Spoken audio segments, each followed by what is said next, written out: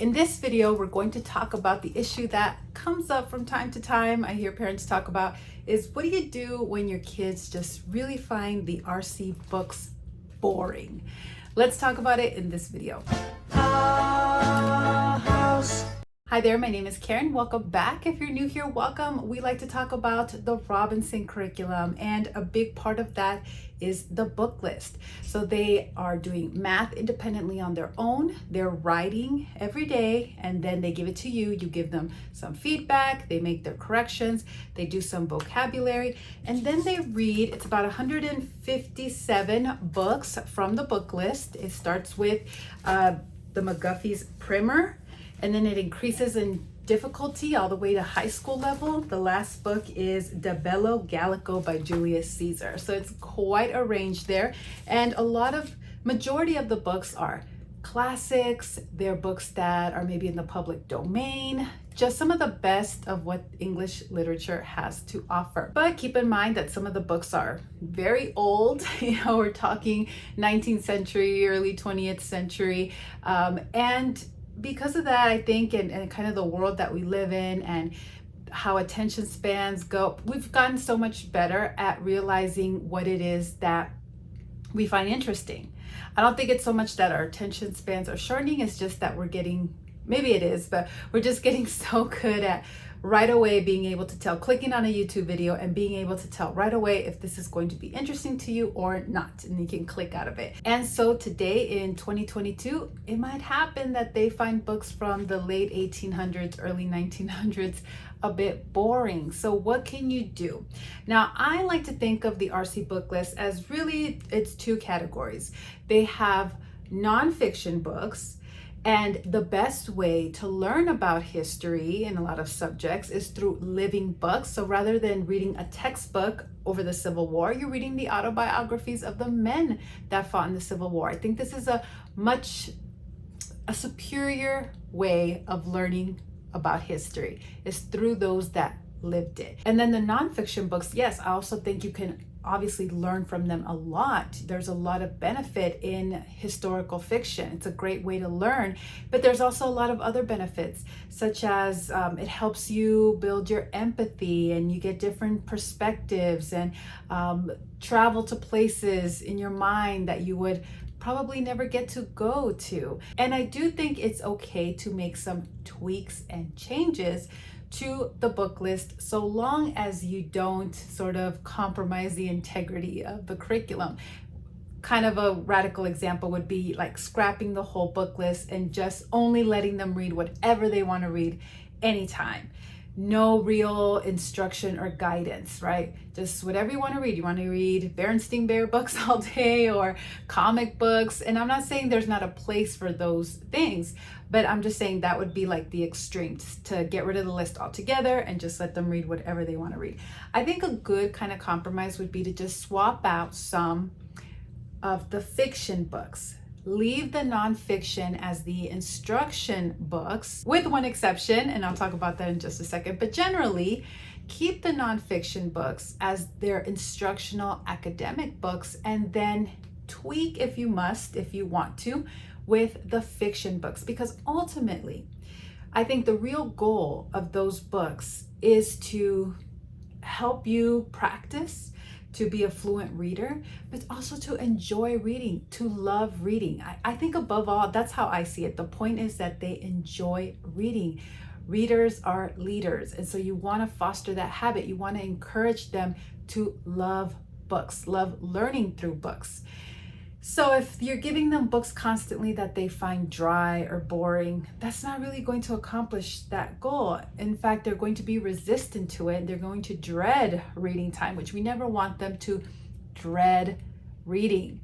So that's how I navigate this with 6 kids who have different literary tastes, how we keep it interesting and how I keep them engaged. And they all love reading today. This was my thought process.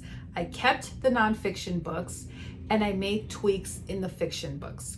And I'm going to give you some examples here in this video. So these are a couple of the early titles: The Tale of Solomon Owl, The Tale of Jolly Robin. These are great books by Arthur Scott Bailey. Now, I know some kids that love these books. Some of my kids love these books. And then some other, I would say more so the boys I've noticed, they didn't really enjoy these books. So what about at this stage? What kind of swapping could you do? These are just my personal recommendations, what I felt comfortable with, but I do like, now I've come to a point of appreciating them, are the Magic Treehouse books, because they do also learn a lot about animals as well. You have a nice little brother-sister dynamic team here.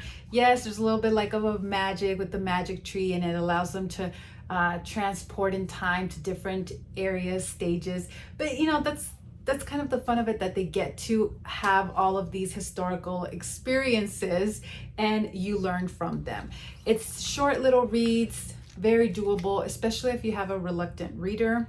These books are great. So you can consider maybe doing a swap like this. I personally also like to add in some mindset books, because I know this is really critical when it comes to homeschooling, especially self-teaching, you know, the self-teaching methodology. And so I love books like this, Principles for Success by Ray Dalio. This is kind of geared towards kids, and it talks about goal setting. It talks about how whatever you want to do, whatever goal you set, you are going to have obstacles. And so a good way to go about it and planning your goals is to always have sort of a plan B. Now, I mentioned one exception when it comes to the nonfiction books, and that is book number 4, The Life of George Washington by Josephine Pollard.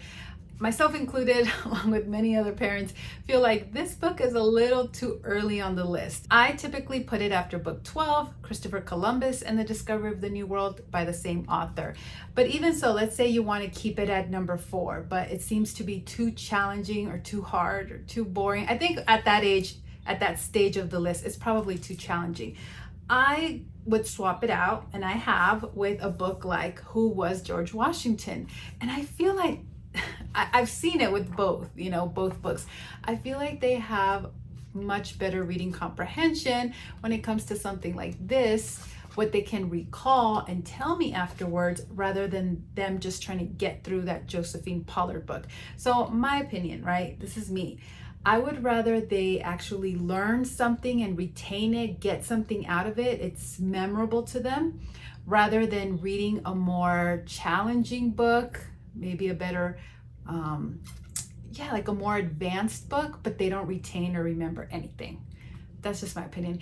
And I know that further down in the list, they will revisit George Washington. There's the autobiography of George Washington. So they're going to get it in the middle high school years. So I think it's perfectly fine in the beginning to substitute something like this for book number 4.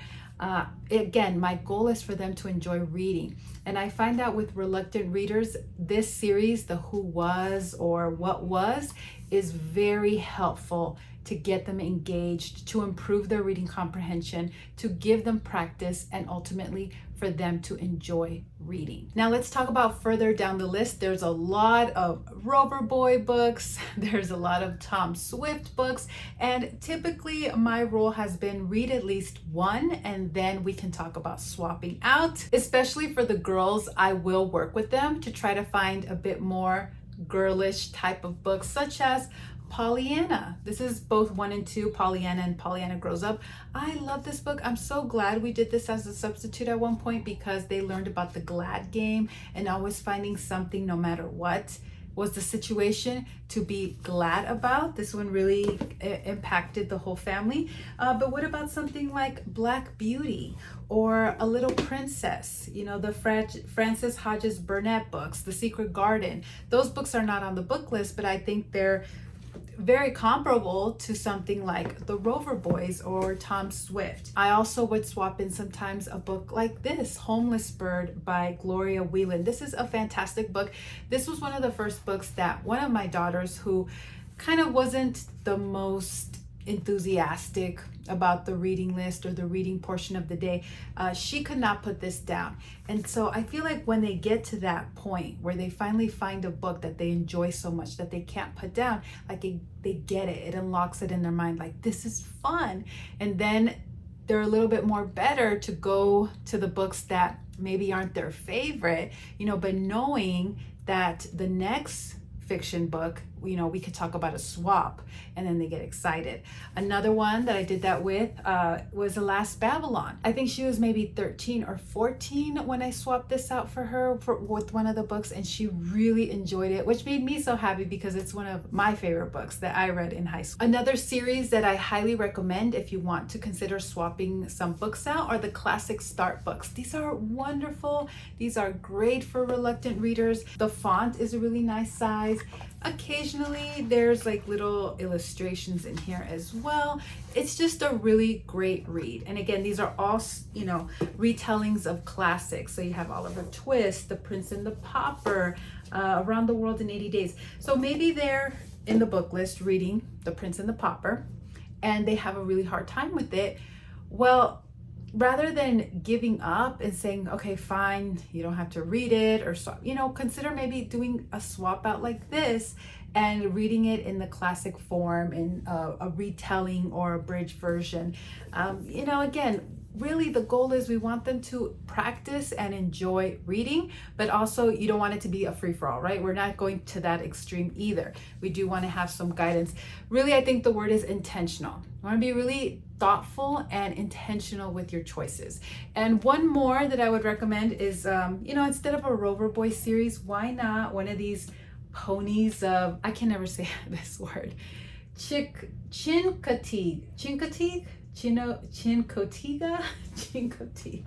Okay, obviously I need to practice reading more, but yes, a series like this, why not? So in conclusion, that's sort of my thought process when it comes to the RC book list and making intentional, thought out swaps so that they really enjoy reading, they learn, they have good reading comprehension. And like I said, above all, I just really want them to enjoy reading, because I know that whatever they want to learn, they will know and they will be able to teach themselves if they are great readers. And I really try to see the forest through the trees here. My job is to give them the skills, equip them with those skills for them to be successful in whatever they choose to do in life. My goal is not for them to know everything there is to know about George Washington. That's not my job. I'm not spoon feeding them that information. I will give them the tools. I will supply them with that information. I will give them those skills of how to read and provide them opportunities for practice. But ultimately, my goal is to equip them with those skills that they can use in their lives. So I would say try to keep it in perspective, because when we get so focused on following a checklist, you can start to lose sight of the forest through the trees, right? You could just start focusing on one tree to the next, what you need to do. And in the process, your kids are not enjoying homeschooling, they're not enjoying reading, and it becomes such a battle. So it can be a really delicate dance, but you know your children best. You know your capabilities and their capabilities best. That's why you are the best person equipped for this job. All right, I hope you found this video helpful. If you did, please give it a thumbs up. I will leave some helpful links down in the description below. Now, I think you would really like this video, but YouTube's algorithm thinks you would like this video instead. So whichever one you choose, I will see you there. Talk to you soon. Bye.